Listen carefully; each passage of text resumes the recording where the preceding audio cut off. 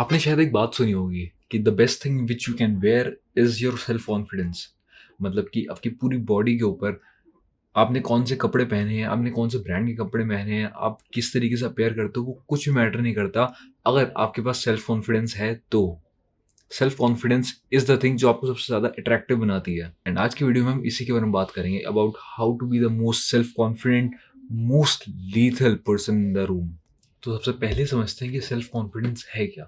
Well simply self confidence एक feeling है जो आपके अंदर अराइज होती है। एंड वो अराइज होती है इतने सालों में आपने अपने आप को जो फीड किया है, अपने आप को जो स्टोरी सुनाई है, उन सब के कल्मिनेशन से। And that's the point. Self confidence is the stories you tell yourself. आपने अपने आप को बचपन से जो कहानियां सुनाई हैं वो सेल्फ कॉन्फिडेंस है। अगर आपने अपने आप को बचपन से ही बोला कि मैं नहीं कुछ कर पाऊंगा, मैं कुछ कर ही नहीं सकता, मैं लूजर हूँ, मैं कुछ नहीं कर पाऊंगा, मेरे में कैपेबिलिटीज नहीं है, तो ऑब्वियसली आपके अंदर सेल्फ कॉन्फिडेंस की कमी रहेगी। While on the other hand, जब आपने अपने आप को बचपन से ही कहानियां सुना रखी कि I am the most confident person, मेरे से सब हो सकता है, हर चीज मैं डिजर्व करता हूँ अगर मैं उसके लिए मेहनत करूंगा, तो ऑब्वियसली आपके अंदर सेल्फ कॉन्फिडेंस भरा हुआ होगा। ये चीज मैंने खुद ऑब्जर्व करी है कि एवरीथिंग चेंज जब आप अपना पर्सपेक्टिव चेंज करते हैं, जब अपने आपको जो स्टोरी सुनाते हैं वो चेंज करते हैं। आपके पास चॉइसेस होती हैं, या तो आप एक सिचुएशन को ले सकते हैं एंड पूरे टाइम सोच सकते हैं कि मैंने ये क्यों किया, इसकी वजह से ये हो गया, बट आप अपना पर्सपेक्टिव चेंज कर सकते हैं एंड अपने आपको दूसरी कहानी सुना सकते हैं कि मैंने ये चीज़ करी, इसकी वजह से ये कॉन्सिक्वेंस आया, बट ये चीज़ तीसरी चीज़ होने से तो बच गई एंड इससे मैंने ये चीज़ सीखी है।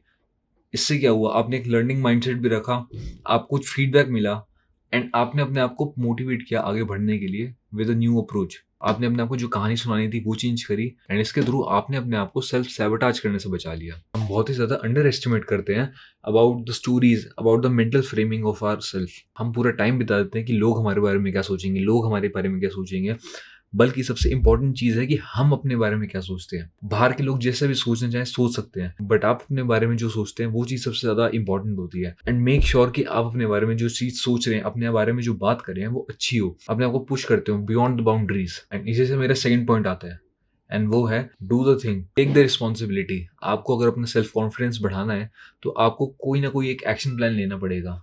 कोई एक चीज़ जो आप बेयर मिनिमम हो, जो बेयर मिनिमम चीज़ आप कर सकते हैं एक हफ्ते के लिए, एंड एक हफ्ते तक वो चीज़ को करते रहिए हर रोज़। एंड एक हफ्ते के बाद देखिए कि आपका कॉन्फिडेंस चेंज हुआ कि नहीं हुआ, आपका कॉन्फिडेंस बढ़ा है कि नहीं बढ़ा। इट्स ऑलवेज अबाउट कि बेयर मिनिमम जो सबसे लो एफर्ट की चीज़ है आप उसको करना स्टार्ट करिए, बट उसको हर रोज़ करते रहिए। एंड जैसे आप उसको करते रहेंगे आपका कॉन्फिडेंस भी बढ़ता रहेगा। क्यों? क्योंकि आप अपने आप को प्रूफ दे रहे हैं हर रोज़ कि मैं ये चीज़ कर सकता हूँ, मैं ये चीज़ कर सकता हूँ, मैं ये चीज़ कर सकता हूँ और मैं कर भी रहा हूँ। एंड इससे आते हैं हम अगले पॉइंट पे कि B accountable for your self. अगर आपने अपने आप को प्रॉमिस किया कि मैं ये चीज़ करूँगा, तो मेक श्योर कि आप वो चीज़ करें। ये नहीं कि बीच में उसको चीज़ छोड़ दी या किसी और चीज़ पे लग गई या मेरा मन नहीं था मैं कर नहीं पाया।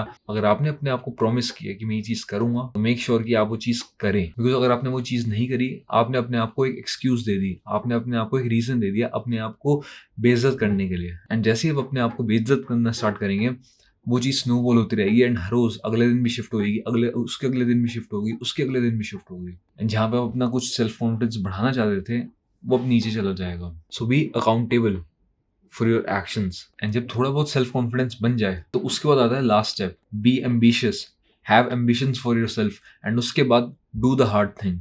अपने लिए कुछ चीज़ सोचो कि सबसे मुश्किल चीज़ जो हो सकती है, एम्बिशन रखो, गोल रखो उसको पाने के लिए, एंड हार्ड चीज़ समझ के उसके तरफ लग जाओ, बस करते रहो उस चीज़ के लिए, मेहनत करते रहो, हो जाएगा हो जाएगा हो जाएगा।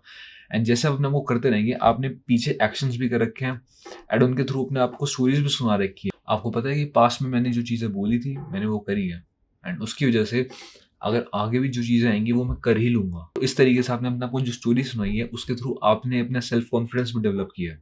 अब क्वेश्चन आता है कि can you fake self confidence, and इसके लिए मेरा पर्सपेक्टिव थोड़ा अलग है।